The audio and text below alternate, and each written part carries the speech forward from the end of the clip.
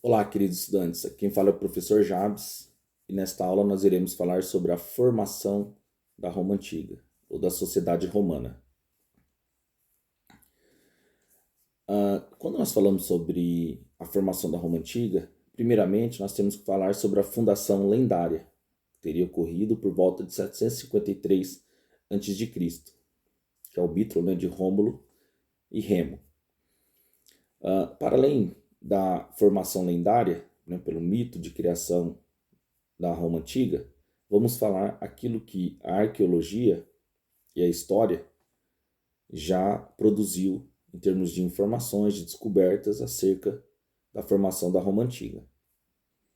O primeiro ponto importante é que quando nós falamos sobre a Roma Antiga, nós temos que compreender que ela perspassa, né, um período de por volta aí de 1.200 anos e que é dividido em três períodos. Né, o período total de 1.200 anos, né, aproximadamente, mas que teve, para melhor compreendê-la, nós a dividimos em três períodos. O período monárquico, que vai de 753 a 509 a.C., o período republicano, que é a República, que vai de 509 a 27 a.C., e o Império, que vai de 27 a.C. até 476 depois de Cristo, com o fim do Império Romano do Ocidente. Como vocês podem compreender, quando nós falamos sobre a Roma Antiga, tem uma dimensão gigantesca, tanto no tempo, também no espaço, já que Roma se origina na região do Lácio, mas depois vai se expandindo por todo o Mediterrâneo, a leste, né, a oeste, ou seja, para a Europa, para a Ásia e também para o Oriente Médio e para a África. Nós iremos falar então a partir de agora sobre a formação da sociedade romana e da Roma Antiga, desse, né, processo constante de transformação, que vai, né, desde o século 8 a.C. até 476 depois de Cristo. Por isso que quando nós falamos sobre a Roma Antiga, nós não falamos sobre uma Roma, nós falamos sobre várias Romas, devido a esse intenso processo de transformação que foi ocorrendo durante, né, a história da Roma Antiga, desde o seu surgimento até o seu, até, né, aqui em especial nós estamos estudando o Império Romano do Ocidente, até o seu término, até o seu fim com as invasões bárbaras.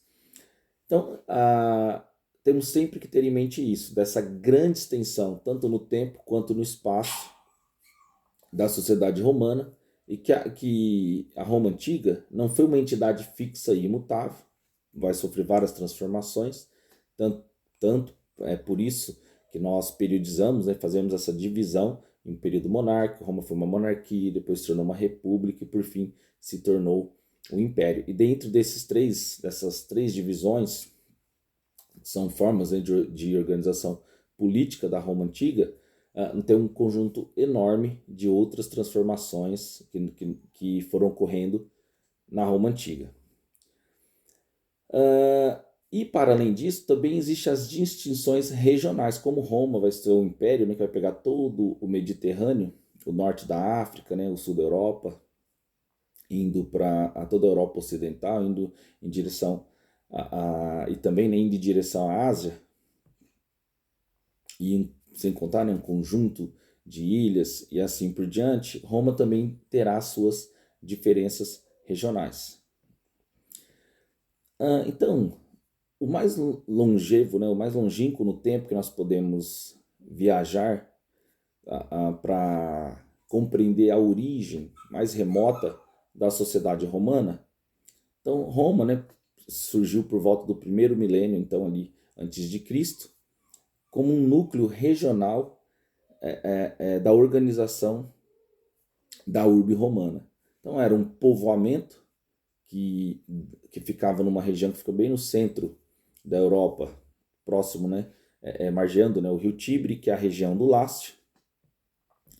A Roma surge nessa região onde haviam muitas comunidades tribais, E em 753 a.C. surge então uma urbe monárquica, uma cidade monárquica, composta por diversas comunidades, né, indo-europeia. Então, quando nós falamos sobre os povos originários dessa urbe monárquica, que é da onde se inicia, né, a sociedade romana, então por isso que tem aquela frase, né, é famosa, essa forma muito interessante de enxergar a Roma, é como que uma aldeia, né, vai dominar o mundo naquele período, ou seja, se transformará num império colossal. E quais são os povos, então, dessa região do Lácio, que fica ali no centro da Península Itálica, mas de forma geral na Península Itálica como um todo, que irá dar origem à sociedade romana, à Roma Antiga? São os povos, né, indo-europeus, latinos, faliscas, umbro-sabélicas, ilíricas, etruscos e gregos. Então, todas essas comunidades indo-europeia, latino-faliscas, umbro-sabélicas, ilíricas, etruscos e gregos, que irá compor então, serão, né, os povos originários da Roma Antiga. Um outro ponto fundamental, quando nós falamos sobre Roma Antiga, assim, só também para ficar mais claro, né? Quando nós falamos sobre a Península Itálica, ela, ela, ela tem uma localização muito especial, porque ela está no meio, né, no centro do Mar Mediterrâneo, importante rota comercial que centraliza todo o comércio no mundo antigo. Então isso também será um ponto relevante. Tanto que Roma, né, só irá mesmo se transformar numa grande potência para além da Península Itálica quando ela conquista o Mediterrâneo. Mas falaremos isso mais adiante. Um ponto muito importante que nos auxiliará a compreender melhor toda a história da Roma Antiga é como que estava organizada qual era a estrutura da sociedade romana, qual era a estrutura social da Roma Antiga. Então, a sociedade e a política na Roma Antiga estava organizada por meio das gens e da família. Então, havia um modo, né, de organização, são as gens. O que são as gens? São grupo de famílias, né, que teria esse antepassado mítico que é o gentílico. Então, o desenvolvimento do Estado foi reduzindo agentes. Gens, né,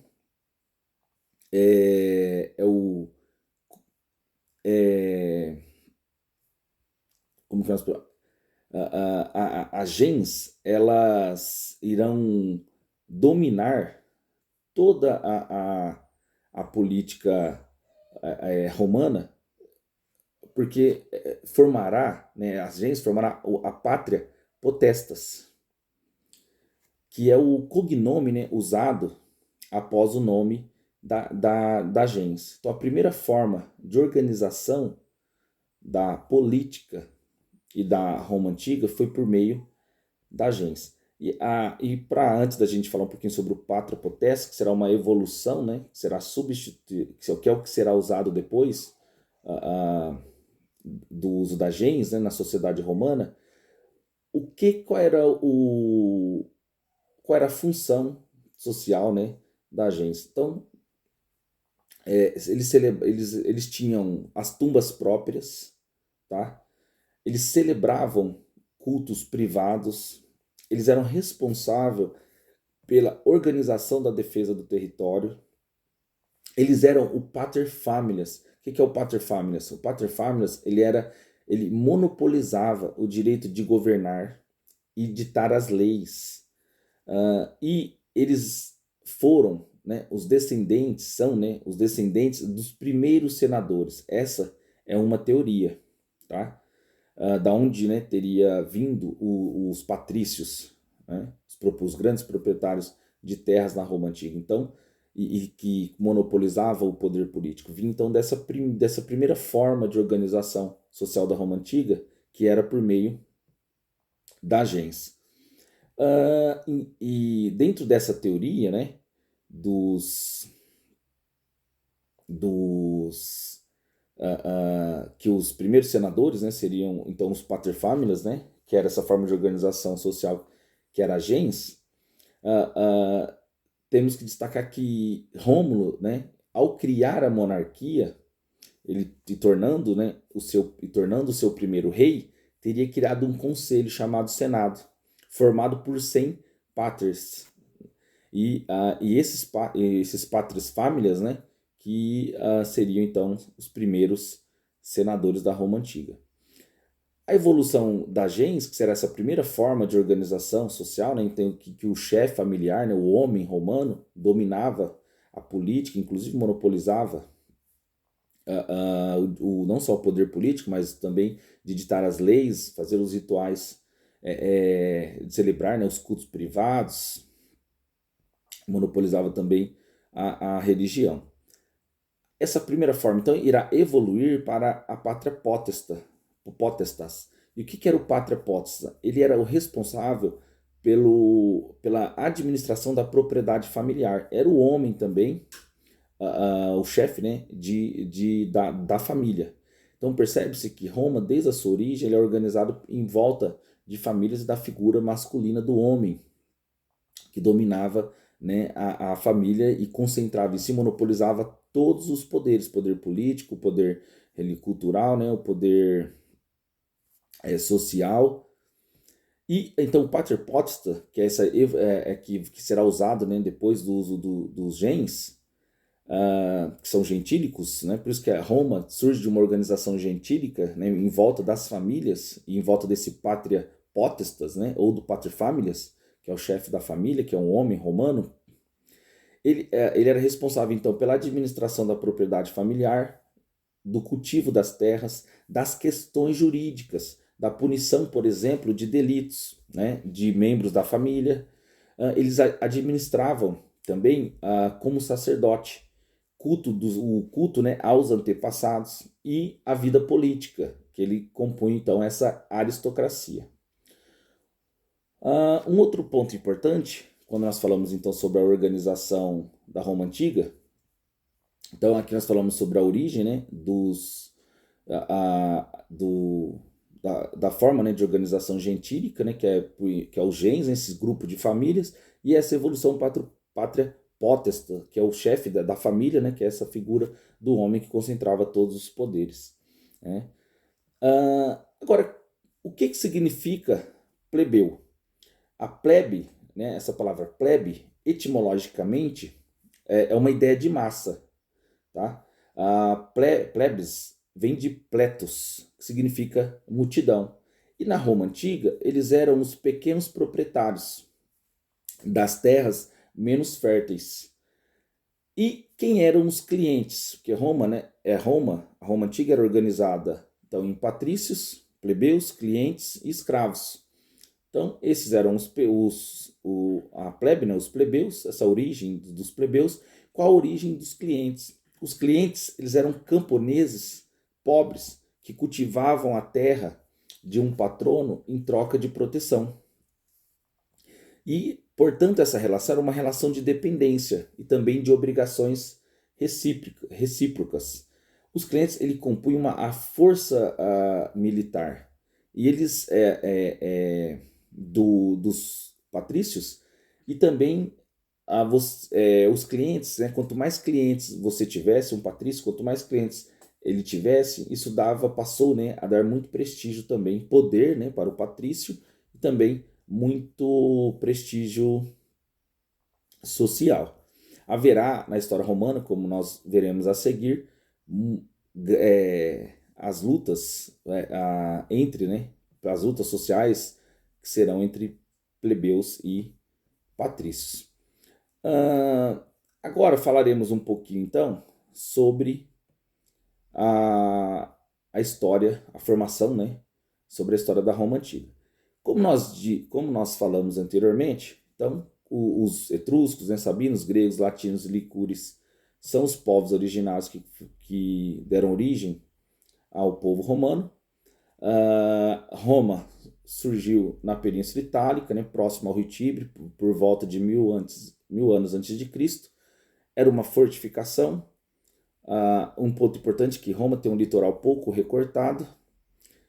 Latinos e sabinos são os povos principais, né, que são os povos que irão culturalmente prevalecer sobre os outros povos. Claro que terá influência principalmente dos gregos, que será muito grande.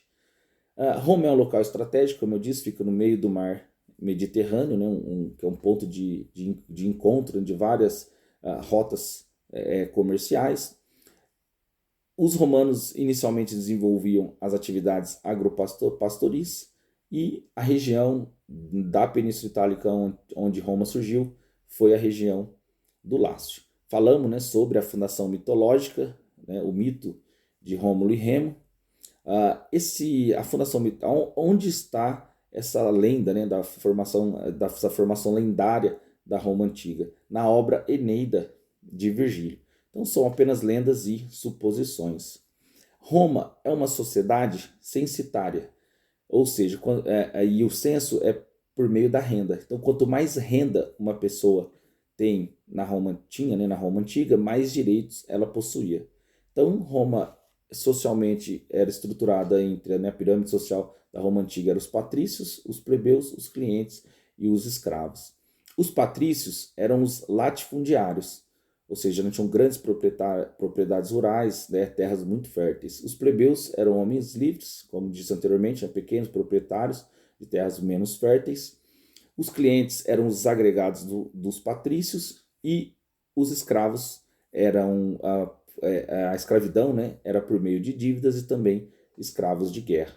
E toda então a história da Roma antiga está num contexto de um modo de produção, né, economicamente falando, que é o modo de produção escravista. Então Roma, de uma pequena aldeia, né, se tornará um império colossal. Então a teoria histórica da fusão dos povos, que eram os ligures e os sicúlios, que eram os povos autóctones daquele território, os italiotas, que eram os povos indo-europeus, né, que eram os latinos, os oscos, os samnitas, os úmbrios e os vestinos, os etruscos, que ficavam no norte e também no centro da península, que era uma sociedade militarista, né, que isso, né, influenciará muito. Roma também será uma sociedade militarista. Os latinos, que ficavam no centro, a língua latina prevaleceu, eles eram os povos que viviam na região do Lácio. Os gregos ficavam no sul, né, chegaram lá na segunda diáspora e trouxeram também para a Roma Antiga a mitologia. Foi uma das, não somente essa, né, mas uma das contribuições importantes para a formação da cultura romana. Aí, para além disso, tínhamos os celtas, os cartagineses e os sabinos. Então, Roma, no século VIII, né, ou Romum, que significa cidade do rio, né, no século VIII a.C., ela era a urbe, né, de Romum, né, da cidade do rio, era uma fortificação militar latina que ficava às margens do rio Tibre para conter invasões etruscas e acabou dando, né, origem à cidade de Roma, que foi conquistada pelos etruscos em 853 a.C. Então podemos concluir que a origem da sociedade romana se deu pela absorção de outros povos e também por meio da conquista. No primeiro momento da história romana é o domínio etruscos e forma-se uma heptarquia. Sobre esse período há uma falta de fontes escritas. Por isso, né, que toda a história desse período é baseada em mitos. E aí, neste período inicial, nós temos a origem, né, dos genos e dos patres, que o professor já explicou para vocês, que eram os gens, né, e depois os pater potestas, né, ou pater familias. Há um grande crescimento demográfico na península e isso causa uma escassez de terras e também o início e a formação, né, da propriedade privada. Também o professor já disse sobre a sociedade censitária, ou seja, quanto menos renda, menos direito. Quanto mais renda, mais direitos, né? Os patrícios, clientes, plebeus e escravos possuía, no caso dos escravos, né, direito nenhum. Nem mais dos patrícios, dos clientes, dos plebeus, sim. Em 509 a.C., há uma revolta patrícia. Qual é a causa dessa revolta? A tentativa etrusca de confisco das terras patrícias. E isso termina com uma vitória patrícia. E isso causa o fim da monarquia, que é esse primeiro período, né, de formação da Roma Antiga, da sociedade romana. Então, podemos concluir que o fim da monarquia foi causado pelo descontentamento da aristocracia patrícia e também devido aos abusos do poder real. Isso, né, acabou gerando uma revolta e a expulsão do rei, que o último, né, rei de Roma foi o Tarquínio, o Soberbo. No período da República, então, que se inicia em 509 a.C. a 27 a.C., haverá várias reformas legislativas que nós iremos falar a seguir, né? Como, né, a lei das 12 tábuas, a lei Canuleia, o fim da escravidão por dívidas, a lei Licínia Sextia, né?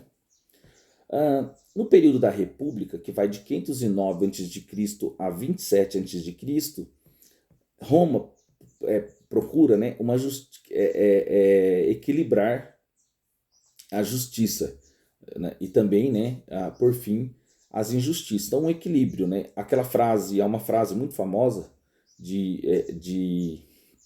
sobre nesse período que diz que justiça extrema é injustiça. Lembrando que no período da República, a distribuição do poder em Roma continuará sendo, né, uma sociedade censitária, a partir, né, da renda da pessoa. Então, quanto mais riqueza e mais propriedade. É isso que o censo verifica, o tanto de riqueza e de propriedade que uma pessoa possui, né? A partir daí faz-se a distribuição do poder político. Quanto mais renda, mais poder. Então, qual é a definição de república? Res mais públicos, que significa coisa do povo. Então, para os romanos, e na república, o Estado é um bem público e a sua função é o bem comum. Então, há essa ruptura com a estrutura monárquica, em que o Estado é igual ao rei. Então, surge uma nova estrutura administrativa do aparato estatal, que não é democrático. Por que não é democrático? Porque há uma participação censitária. Você participa do poder de acordo com a renda que você possui. Qual é, então, essa nova estrutura administrativa do período republicano da Roma Antiga? Então, nós temos, a partir do voto, se escolhe, né, o consulado. O consulado ele é o órgão máximo, né, acompanhado do Senado, que é o poder legislativo. E o Senado tem o poder de convocar o quê? A ditadura. Em períodos de crise, você poderia conceder poderes totais, né, a um romano para que ele restabelecesse a ordem, vencesse uma guerra, fizesse, né, a defesa da cidade, ou terminasse com uma rebelião, uma guerra civil, por exemplo. Então, o Senado era o poder legislativo e que tinha o poder de convocar a ditadura, que será convocada muitas vezes na história romana. Aí depois tinha o consulado e, por meio do voto, era-se escolhido então tanto o consulado quanto o judiciário, que eram os pretores, os edis, que eram os prefeitos, os censores, que eram os responsáveis por fazer essa divisão por renda, e os questores, que eram os tesoureiros. Então, pretores, judiciários, censores, que faziam o censo da população romana, né, essa divisão a partir da renda, os edis, que eram os prefeitos, e os questores, que eram os tesoureiros. E também tinha as assembleias centuriais, que aí havia as assembleias plebeias, que eram 95 centúrias, que totalizava 9.500 votos. E as assembleias patrícias, que eram 98 centúrias, que totalizavam 9.800 votos. Como vocês podem observar, né, ou seja, no início aqui da República, as assembleias plebeias, elas têm um número menor de votos, ou seja, o seu poder político é muito restrito na estrutura política da Roma Antiga. E qual é a principal característica das lutas sociais que ocorrerão no período republicano entre patrícios e plebeus? é a questão agrária. Então, as lutas sociais, e serão muitas entre os patrícios e plebeus, é devido a essa disputa por terras. E, ah, então, aqui nós podemos evidenciar um ponto muito importante, que vai desde o início do período, né, republicano, e até antes, né, desde o período monárquico, a importância que as terras, essa luta, né, por terras terá na história romana. Pessoal, então falamos um pouquinho sobre a formação, até agora, né, falamos um pouquinho sobre a formação do Império Romano e vamos falar um pouquinho agora sobre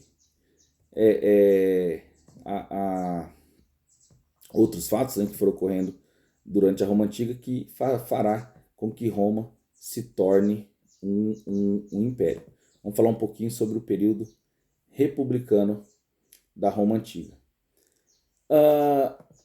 Um ponto fundamental quando nós falamos do período republicano da Roma Antiga, que a partir do estabelecimento da República, com a expulsão do último rei, né, Tarquínio o Soberbo, o governo passou a ser compartilhado entre o Senado, o magistrado e as assembleias populares. E será no período republicano o período de expansão territorial através das guerras púnicas e das conquistas da Grécia e do Oriente. Um outro ponto importante, né, vamos falar um pouquinho sobre as guerras púnicas, que depois que a Roma Antiga conquistou toda a Península Itálica, se estabeleceu como se estabeleceu, né, como uma grande potência já continental, ali na Península Itálica, faltava conquistar o quê? O restante, ou seja, né, ir para além mar e também conquistar as ilhas como a Sicília, por exemplo, que era dominada pelos cartagineses, e conquistar o grande Império Cartaginês, que era uma cidade, né, Cartago, né, cidade de Cartago, ficava o seu centro na cidade de Cartago, que dominava todo o comércio no mar Mediterrâneo. Então, esta primeira aula, vamos parar aqui e na próxima aula então falaremos sobre as características principais do período republicano. Falaremos sobre as guerras púnicas, como que a Roma conquistou, né, o Mediterrâneo por meio das 3 guerras púnicas e aí sim se tornou um império.